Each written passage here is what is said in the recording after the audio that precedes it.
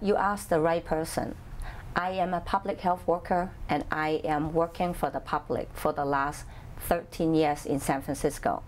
Cannabis has been killing a lot of people's livelihood. I used to work for delinquent court, that I serve youth who are on cannabis and who are selling cannabis. You know who are the people who suffer? You know who suffer the most? The parents. Once a youth is on cannabis, their whole life it's been destroyed. When people on cannabis, it's a gateway drug, they slowly losing their mind, they lost their desire of life. And people have done research. When people are on cannabis, especially the youth, according to San Francisco data, approximately 30% of the youth in San Francisco, in high school, they try cannabis. Many of the people, after the first try, second try, and sometimes that's how they hook on. When people had no money to buy cannabis, they help them to sell them. The people who are in control selling the cannabis people, they are called black market people. And I have seen so many of those youth. I was in the front treating them, telling them stay away from cannabis. So in 2017, when we tried to do regulations to prepare January 1st, 2018, because we have a law in California that it's legalizing due to Proposition 64. Many of the public health doctors, nurses, and myself, we were very devastating when the Board of Supervisors and the mayor and the mayor's office administration staff, when they passed the law with this such elusive restriction, there's a lot of damage done in the community.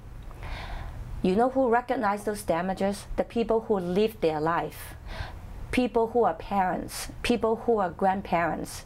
They stood up, they went to City Hall, and one of the public hearings, we had more than 1,000 people from all 11 districts throughout San Francisco. Unfortunately, many of those comments, they were not recognized, we were put down, and we were laughed at. We were laughed at, they said, Chinese people need to be educated. And Chinese people are not able to understand how good cannabis are. Let me tell you something, guys. I am a frontline person. I provide services to people who are drug addicts. One of my job duties is to help people do rehab. I tell them to get away from drugs so they can be themselves. When people on drugs, they lost their mind. 60% people in San Francisco, they are drug addicts. And the drug has been impacted and damaged their brain, their head. They lost their mind. Therefore, many of the population, in the homeless population, they lost their livelihood of desire. The impact from the cannabis, I've seen the people who live their life, they're older people, they recognize the damage. I was one of those frontline people and fighting so hard in many of the public hearings. Unfortunately, the corruption has been so bad. We, the community, had found all of the Board of Supervisors in San Francisco. They receive directly, indirectly, donation from cannabis operators. No wonder, no matter how hard we fought, we were not heard. We were not respected. Our children and youth are at risk due to these elusive regulations. They plan to open 300 more cannabis stores in San Francisco. We were, when I say we were, because we form the San Francisco Coalition of Good Neighborhoods.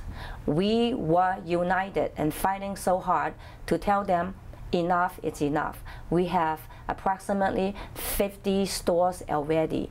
We do not need any more new cannabis stores. If people wanted to have recreation on cannabis stores, that's their own desire. If people are adults, That's their responsibility, but it should not be a burden on parents, on youth and grandparents and the society plus public health care. It is a public discharge. It should not be a burden of public health dollars to help people who wanted to have a recreational style. That is very morally wrong, and it's not a good public government practice. It is not a healthy habit. We took so long to ban cigarette smoking in San Francisco. We waste so much money on healthcare due to cannabis, due to smoking.